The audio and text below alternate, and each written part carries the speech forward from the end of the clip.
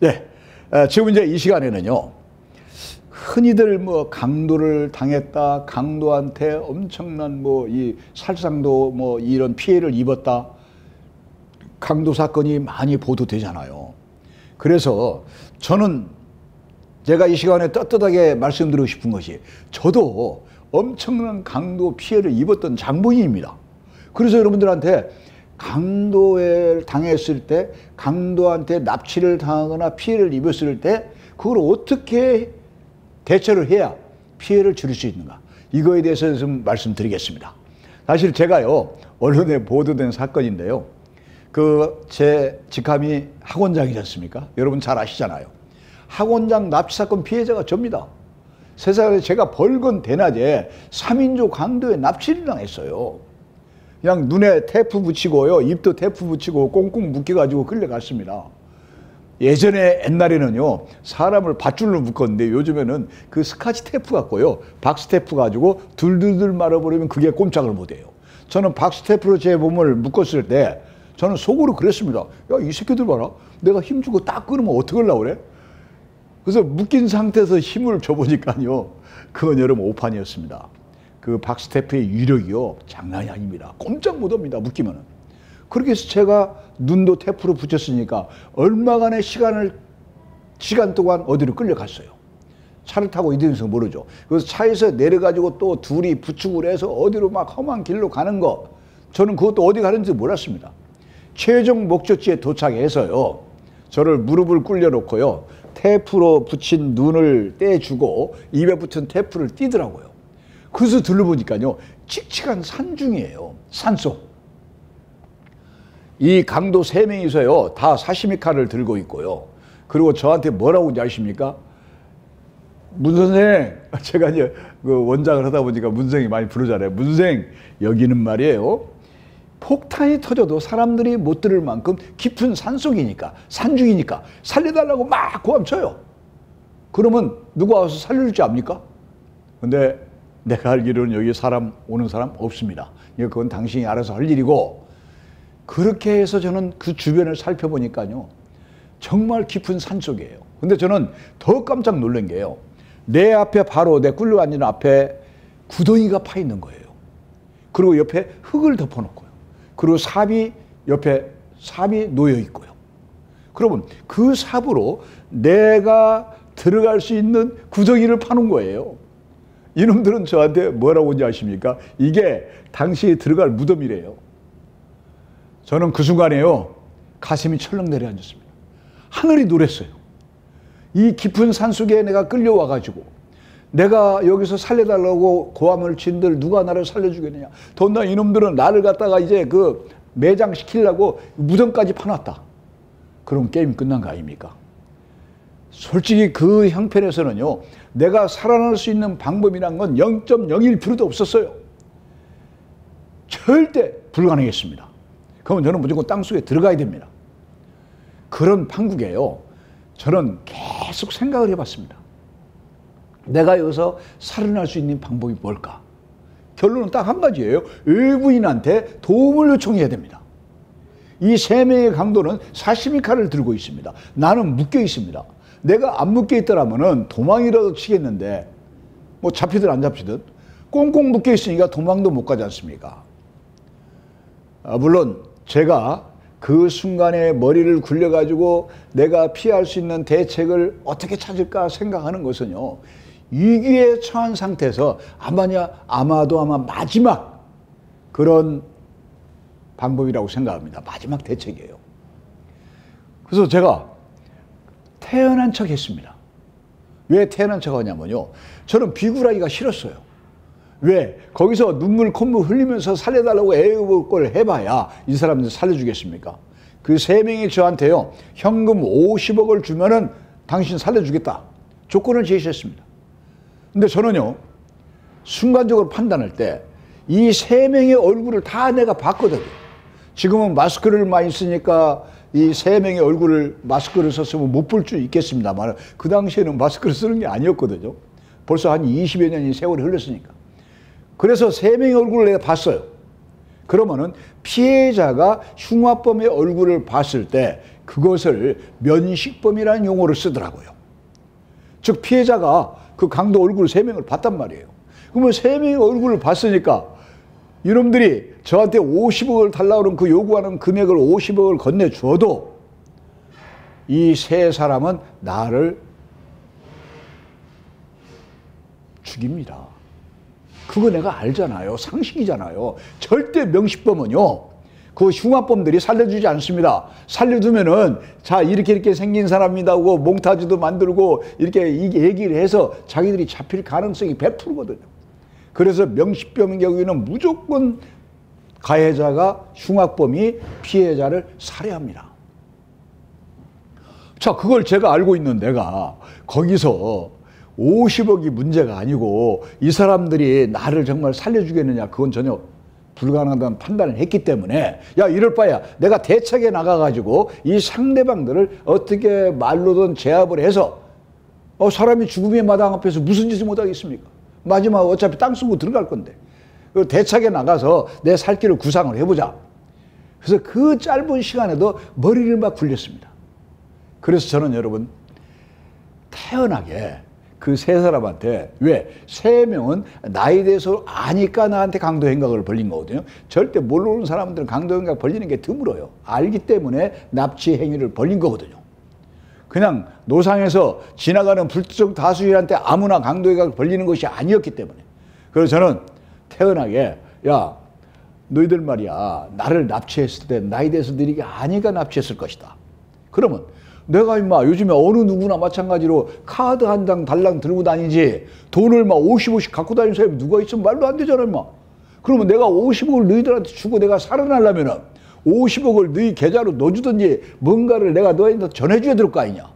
그럼 내가 이렇게 묶여가지고 임마 산속에서 내가 50억을 어떻게 만들어 임마. 그건 말도 안 되잖아. 자, 그러니까 나도 살고 싶으니까 너희들한테 부탁은 딱 하나다. 내가 돈 있다는 능력은 너희들이 아니까 납치했을 테니까 50억은 덜무시 줄 테니까 내 목숨은 건드리지 마라 임마. 사람이 의리가 있어야지. 임마 50억이라는 엄청난 돈을 주는데 그 약속 안 지키면 너희 정말 사람도 아니잖아. 너희 얼굴을 보니까 그렇다 다 배울 만큼 배운 사람이다. 너희들이 경제적으로 어렵고 힘드니까 이런 일을 헝가는 거 내가 이해를 하니까 절대 내가 50억 건네줄 테니까 난 손대지 마라. 그러니까 새 놈들이요 약속하겠답니다. 여러분 그건 제가 거짓말을 알아요. 하지만 내색 안 했죠. 야 고맙다. 야 그러면은 내가 50억을 넣어주려면은 내가 계좌이체를 모은다는 건 통장에 돈 있는 거 그거밖에 없는데 그러면 할 수가 없으니까 우리 가족의 도움을 받아야 된다. 너희들 알아봤지? 우리 아들 또 사업한다는 거. 그러면 우리 아들한테 돈이 얼마나 있는가를 봐서 내 통장에 돈을 좀 입금을 해라. 너희들이 내 통장은 지금 비밀번호랑 다 알고 있으니까. 그 다음에 우리 거기서 아들이 50억을 넘겨 입금을 해주면은 그거 너희들 내가 내 통장 가지고 와서 찾아가지고 그러고 너희 가면 되잖아. 그랬더니 이놈들이 저한테 목에 사시미 칼을 대더라고요. 대면서 핸드폰을 주더라고요, 저한테요. 저는 순간에 회심의 미소를 아무도 모르게 지었습니다. 나 혼자 판단한 거니까. 그래서 목에 칼을 들이고 내 핸드폰을 주면서요. 말 한 번 잘못하면 긁어버리겠다고 협박을 하더라고요. 저는 핸드폰 태연하게 받았어요. 저희 아들이 이름이 의자입니다. 철자. 아들한테 전화했죠. 야 철아, 아버지가 급히 쓸 일이 있어 그런데 우리 아버지 회사 농협 통장에다가 50억만 넣어라. 내가 내일 아침에 회사 출근해서 내가 돌려주마.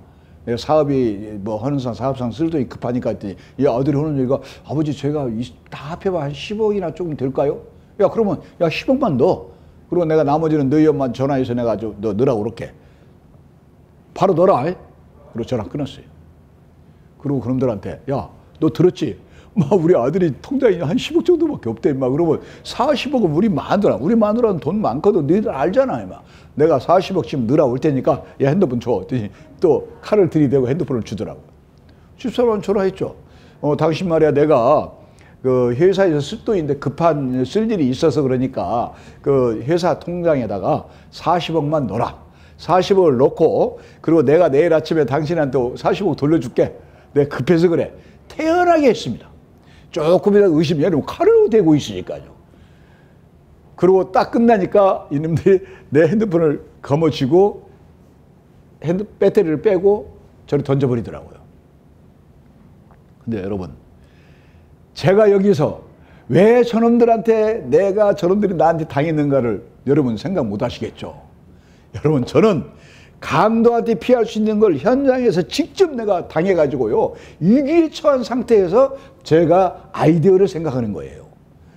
나는 세상 살면서 농협통장을 한 번도 써본 적이 없습니다. 그 당시에 우리은행, 즉 조은행이라고 있었습니다. 옛날에 조은행하고 국민은행 계좌를 2개를 썼었습니다. 저는 농협통장을 한 번도 안 써봤거든요.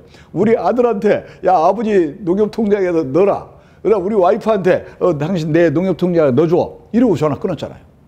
그러니까 이 우리 와이프나 우리 아들이 그 막 10억, 40억 돈이 큰 단위다 보니까 당신 농협통장 안 쓰잖아 이런 얘기를 안 하고 그냥 전화가 끊어진 거예요. 그 뒤에 생각을 해보니까 우리 남편은 농협통장 안 쓰는데, 그다음 우리 아들은, 우리 아버지는 농협통장 안 쓰는데, 이게 저 엄마한테 전화 온 거예요. 아니, 어머니, 엄마, 우리 아버지가 농협통장으로 10억을 넣으라고 했는데, 아버지 농협통장 안 쓰잖아요.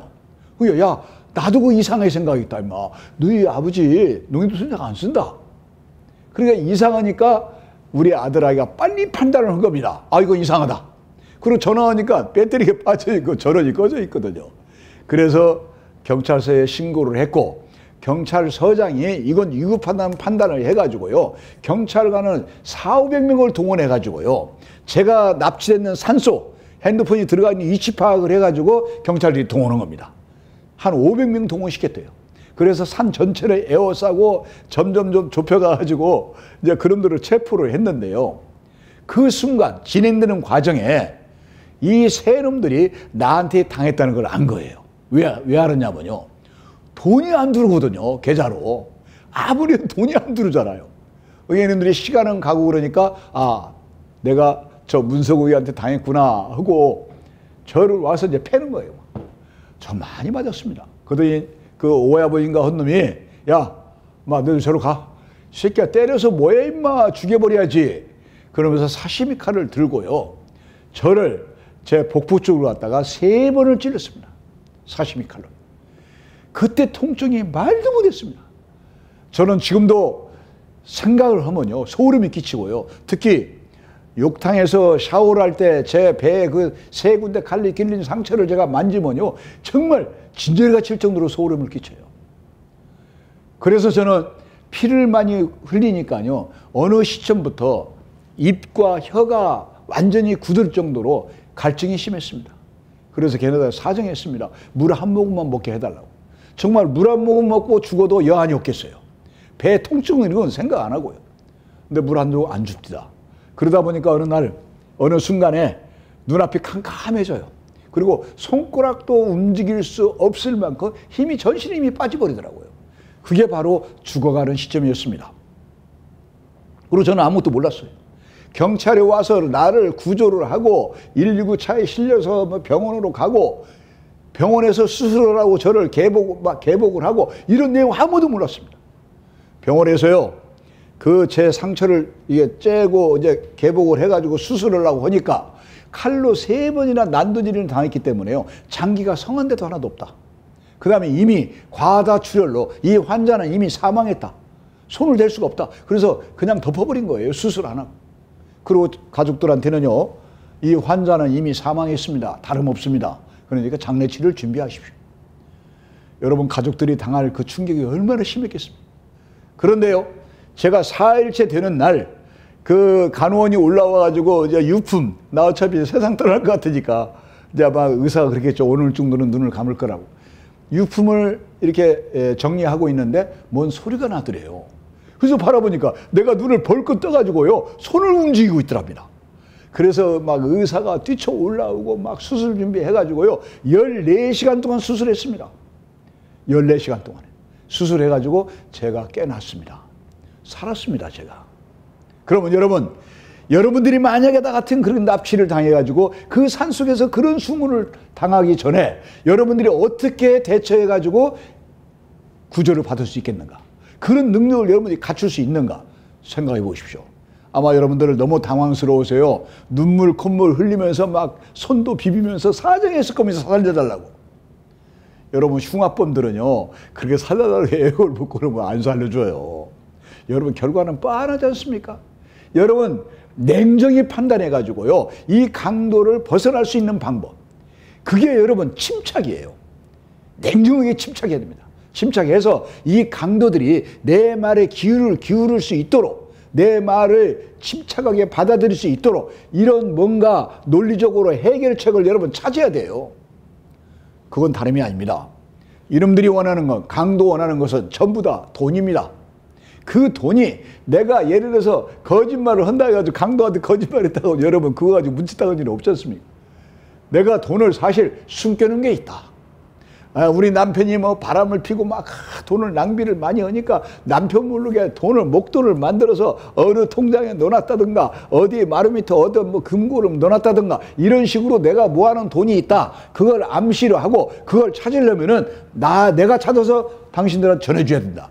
이런 식으로 뭔가 상대방이 나 아니면 자기가 받을 수 있는 돈을 못 가져간다. 자기가 원하는 돈을 건네줄 수가 없다. 이걸 암시를 시켜가지고요. 나를 살해하지 않도록, 나를 해치지 않도록 여러분 대책을 세우라는 겁니다. 그 대책은 여러분 강도한테 붙잡혀간 사람이 강도가 여러분 해치려고 그러는데 그 대책을 누가 세워줍니까? 여러분이 세워야 됩니다. 여러분 자신이 그 비법을 제가 알려주는 걸 명심했다가 그 유사한 방법이라 좋아요. 시간을 끌으라 이겁니다. 그러면은 여러분들이 뭔가 방법이 선행 조건이긴 안 합니다. 여러분이 말한 방법대로 뭐가 이루어져요. 이루어져서 상대방이 좀 부드러워진다든가 험악해지지 않는다든가 야 그러면 그 돈을 어떻게 가져와야 되느냐, 그 돈을 어떻게 이체를 해야 되느냐 등등으로 물어보게 돼 있습니다. 그렇게 시간을 끌어서 여러분이 어떻게 도피를 한다든가 누구한테 고함을 질러서 이걸 누구한테 도움을 받는다든가 이런 걸 찾아야 돼요. 그게 바로 여러분이 강도를 당했을 때, 강도의 납치를 당했을 때, 강도한테 여러분이 불무로 잡혔을 때 그게 여러분 피해가고 살아날 수 있는 방법 중에 하나입니다. 그게 가장 효과가 있습니다. 여러분 살려달라고 애고고 눈물 흘리고 콧물 흘리고 아무 소용이 없어요. 그런 방법을 써서 여러분이 차분하게 대책을 세우면요 여러분 구조받을 수가 있습니다.